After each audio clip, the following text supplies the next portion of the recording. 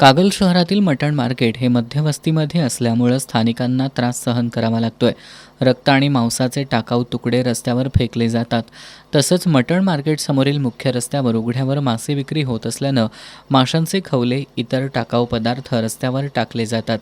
त्यामुळं परिसरात दुर्गंधी पसरत असून मलेरिया, डेंग्यू, चिकनगुनिया यासारख्या साथीच्या आजारांचा धोका वाढत असल्याचा आरोप रहिवाशांनी केला आहे.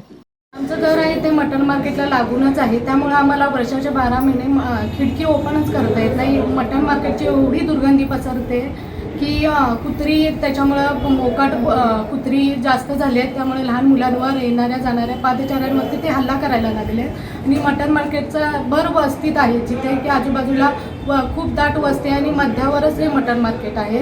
आणि आजूबाजूतील परिसरातील लोकांना याचा खूप त्रास होतो. त्यामुळे डेंग्यू, मलेरिया, चिकनगुनिया यासारख्या आजारांना त्यांना सामोरं जावं लागतं आहे. तसंच भटकी जी कुत्री आहेत ती टाकलेले मांस आहेत ते आमच्या दारापर्यंत, केस, त्यांचे दात म्हणा, हाड म्हणा, हे सगळं आमच्या दारापर्यंत येत आहे. त्यामुळं भर चौकात जे असलेलं मटण मार्केट आहे ते आम्हाला नको आहे. त्यामुळं त्या सगळ्या महिला आम्ही मटण मार्केट आम्हाला स्थलांतरित करण्याबाबत आम्ही इथं नगराध्यक्ष मॅडमना विनंती करण्यासाठी, आम्ही निवेदन देण्यासाठी आलो होतो.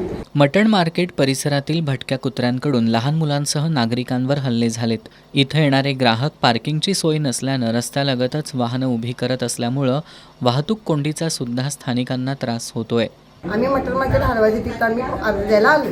आम्हाला तिथं मटण मार्केट नको आहे, कारण का लहान मुलं आहेत, कुत्रे आहेत, त्याच्यासाठी कुत्री मुलांच्या अंगावर जातात. मांस मच्छी सगळी तिथं घाण सगळी तशी पडलेली असते, त्याच्यामुळं आम्हाला नको. त्याच्यामुळे रोगराई सगळं पसरायला लागलं. त्याच्यामुळे या सगळ्या बायकांना मी इथं पण घेऊन आलो. मटण, चिकन आणि मासे विक्रीसाठी पर्यायी जागा बघून मध्यवस्तीमधील मार्केट स्थलांतरित करावं अशी मागणी नागरिकांनी मुख्याधिकारी अजय पाटणकर यांच्याकडे करत त्यांना निवेदन सादर केलं. या निवेदनाची दखल घेतली नाही तर कागल नगर परिषद तसंच जिल्हाधिकारी कार्यालयासमोर आंदोलन करण्यात येईल असा इशारा नागरिकांनी दिलाय. यावेळी अर्चना मोहिते, अश्विनी मोहिते, ललिता कमते, क्रांती गावडे, केराबाई चौगले, उषाताई कोरवी, उमेश शेलार, बाबासाहेब पखाली यांच्यासह नागरिक उपस्थित होते.